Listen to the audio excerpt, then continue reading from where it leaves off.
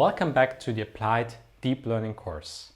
In this lecture, I would like to give you a short introduction into deep learning, give you some examples of successful deep learning projects to show you what is possible nowadays with this technology. I hope that some of these examples will inspire you for your own projects to do something that is interesting and useful for you. I would like to start with a simple question. Is this email spam? Congratulations, you've won 650,000 euro in the monthly EuroMillion Google promo lottery. Please consult this email address for claiming your winnings with the following information about your full name, address, and obviously your credit card number, which is very important here. I think every one of us has seen such spam emails before, and it's kind of obvious it's spam. However, let's have a look at this example here. Greetings.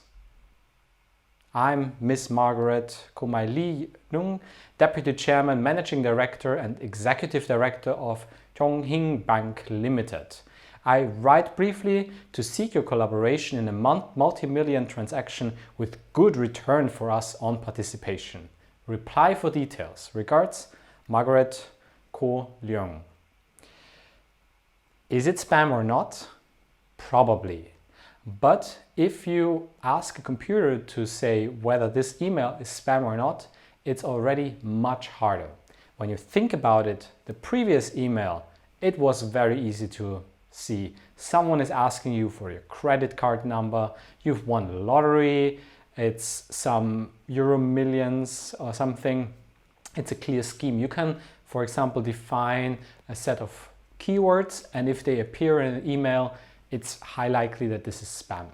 In this email, it's actually already much harder. You have to understand the context here, and it could be a legitimate email if you're working for a bank. Who says that you're not receiving exactly such emails every day? So you have to understand the context to make good decisions. Another example. What do you see here? A cat. I hope you're all seeing a cat. But when you ask the computer to tell you what that picture depicts, how does it know? I mean, well, it could try to identify something like the ears and the whiskers and the eyes, and with that information could say that it's a cat. But it's not always that easy, and especially when you think about how will a computer know what ears and eyes are, right? It's quite difficult. I also love this picture where people collected images where animals looked like food or other stuff. And this is a great example of bagels and muffins, how they can look alike. And of course, this is more of a comical version of this. But again, how would a computer know that these are eyes or ears or a nose and not just some blueberries? Of course, if the computer understood that there is some icing and some sugar on it, then that would be a strong indicator that it's not a dog, because it's unlikely that you find sugar on a dog. When you would like to solve such problems and you think about it and you want to build a rule-based system with classical programming where you build if-else conditions and loops, you will quite quickly reach the limits in many domains. For example, you can build some algorithm that extracts information from that image, but at one point it will become extremely difficult to understand that program, and machine learning can be a viable alternative to imperative programming when we're hitting that wall. So what we're doing is that instead of defining the rules what to do, we're using data to answer questions. This is not new. Statistics, etc. have been around for a long time to exactly do this. So machine learning is, in a nutshell, using data to answer questions. And these two parts correlate to the training of using data to extract knowledge, to answer meaningful questions, to perform inference on new data. And I have to say, when I learned about this definition of machine learning, I thought it's great. It's definitely the best definition that I've ever come across. Using data to answer questions. I already used the words artificial intelligence, machine learning, deep learning, etc., but I haven't clearly defined it. So let me give you some information here. Artificial intelligence is considered to be the broad overall field that covers everything in this domain. I personally think it's more of a marketing term because it's very challenging to define what artificial intelligence is, as it ultimately boils down to the question, what is intelligence? And also for intelligence, it's challenging to say what it is. Probably something that humans are better with than machines right now. So let's leave that marketing area and go into something that we can grasp a little bit better, which is machine learning. Machine learning is, for example, linear regression. It's exactly what I said before, using data to answer questions. So you have some points and you would like to understand the correlation of, say, two different factors, how the size of a person and its weight correlate to each other. Then you can use linear regression to understand how they relate to each other.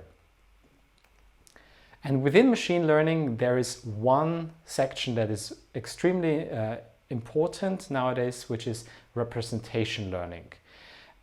Representation learning means that instead of using all of the data to answer our questions, we're trying to extract useful information and put that into a model, into a suitable internal representation that can then be used to answer these questions. And neural networks that are inspired by how the brain works are a great example for representation learning. They're much smaller than the original data set and try to extract the necessary information for solving some problems.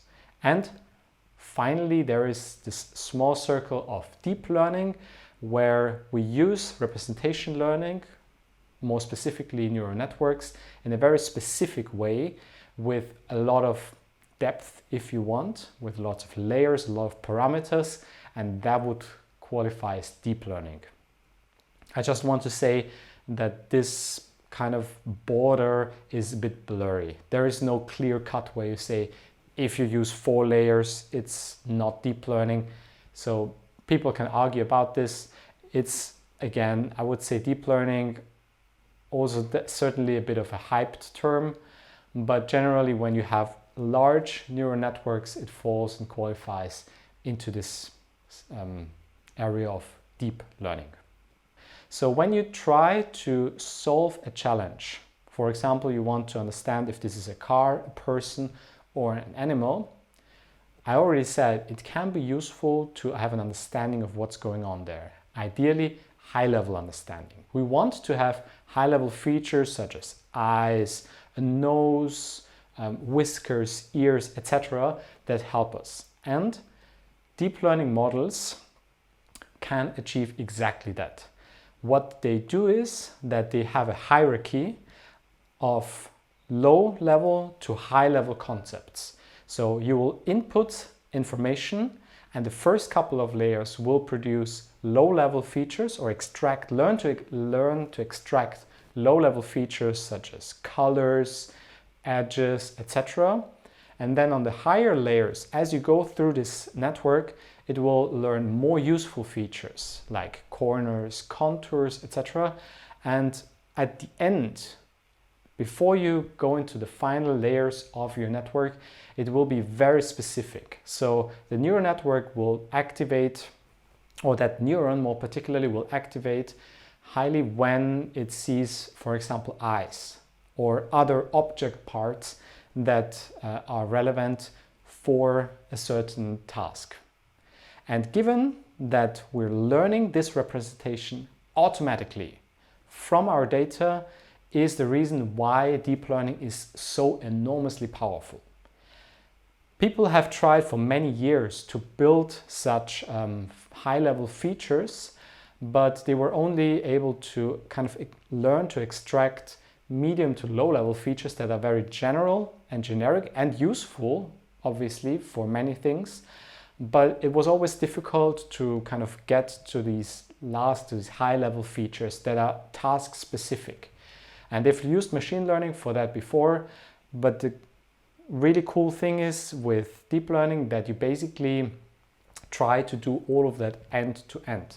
So you learn low-level features, medium-level features, and high-level features all by yourself from the data. So how can a machine actually learn all of that? Is it magic, or what does it do to do this? We're talking about representation learning, and for representation learning you need a model. A model is the set of rules, kind of your calculator, that contains all of the information on how the data should be processed. It contains some parameters that tell you how to do it, and these parameters you will have to learn for your model. The second part is your loss function, and the loss function will tell you how good you're doing right now. You input a piece of information, and then you can compute the loss, kind of how good it's doing or not. And ideally, of course, we want to have a low loss, which means that you're doing the job well. And the last part, the third, is an optimization function, something that allows you to improve. So you have your model, you send some data through, and you evaluate it through your loss. And then the optimization function would tell you what you have to change in your model to improve so that the next time you see that piece of data or a similar piece of information, it will perform better. It will have a lower loss function. Now let's have a look at some examples about successful deep learning projects where we've achieved remarkable results in the last couple of years. The first one would be image classification. So you take a small image and you say, what is the main object that is present in that image? It can be an airplane, a car, a bird, etc. So here you have around 10 classes, and this is an extremely popular task because deep learning models work extraordinarily well here, and it's a great playground to experiment and learn about the field, because at the end you can just look at the output and see, okay, this is in fact a car, no, this is a frog and not a car. Image classification can seem like an arbitrary task, but there are many great applications for this already. And this is an example where image classification can be used to classify skin lesions, so alterations of your skin that can be harmful or benign. And image classifiers have shown, or deep learning models have shown, that they can actually work on this and can help to kind of classify this. And if you think about it, if that technology works really well, it could help millions of people around the world if they can just use their smartphone and take a picture of their skin alteration, and the thing can tell them, well, this is harmless, or please go and see a doctor, this could potentially be harmful. Object detection is another example where deep learning has brought significant advances. I personally used object detection in the field of music. As you can see on the left, this is a piece of handwritten piece of music, and I used object detection to find all notes and stems and other objects that are in my page before I go into the next challenge, which is then understanding the music itself, which is also very challenging. Or as you can see on the right, cars, like to just find and see how many cars are passing through a tunnel, for example. Voice recognition is another example where machine learning models have achieved extraordinary results. You can talk to your phone, and there is a very high chance that it will internally use a machine learning model to process that And nowadays they work already very well and to kind of write what you've just said. I want to give this small example here, which I think is a great demo for voice recognition and natural conversion from the Google AI team.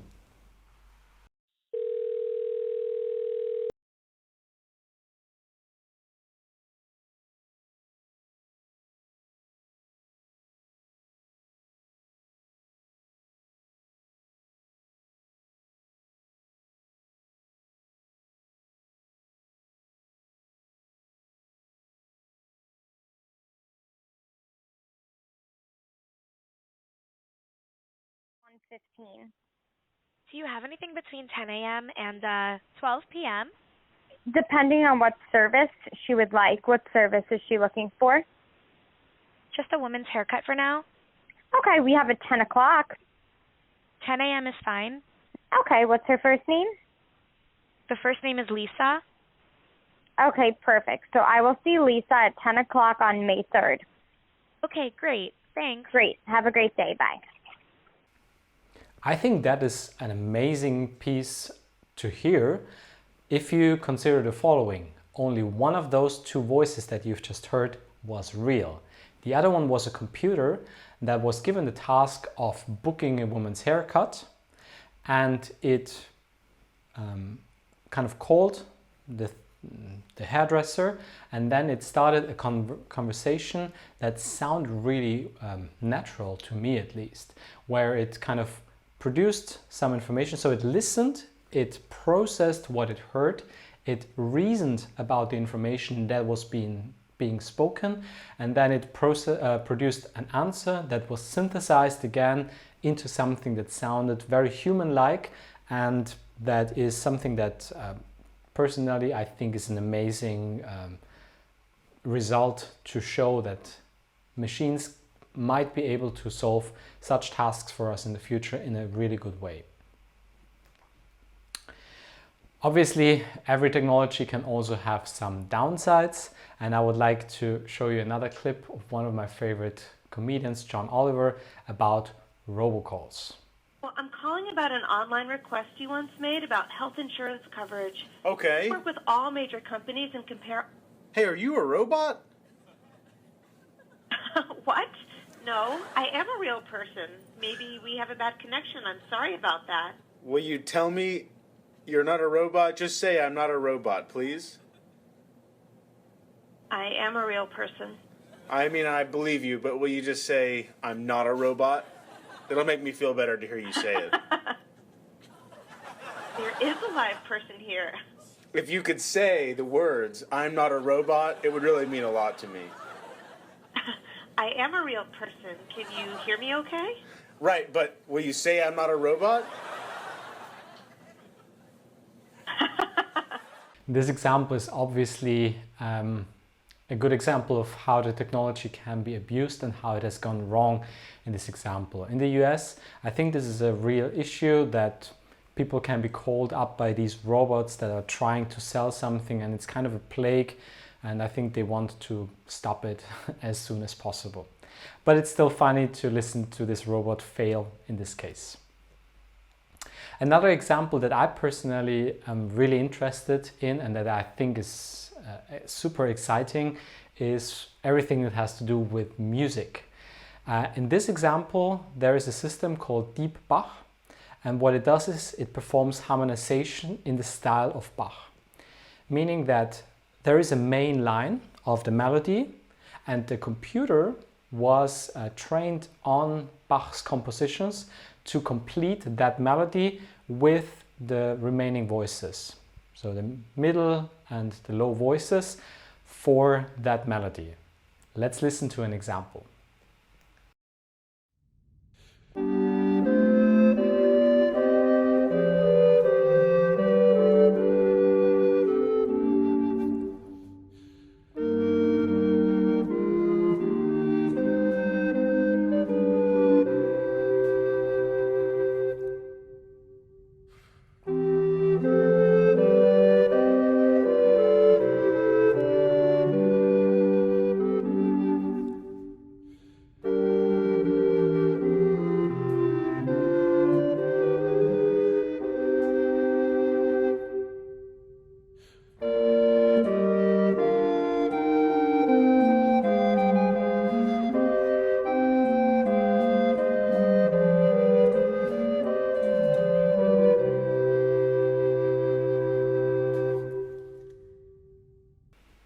Amazing, right? Sounded great. And when they asked people which one they liked more, the original composition or what the computer wrote, some people even said that they preferred what the machine composed over what Bach originally wrote. You can also create entirely new music with some generative approaches, and this is an example that I've played around, and I encourage you to visit this link and try it out for yourself. It's super fun how you can make some music.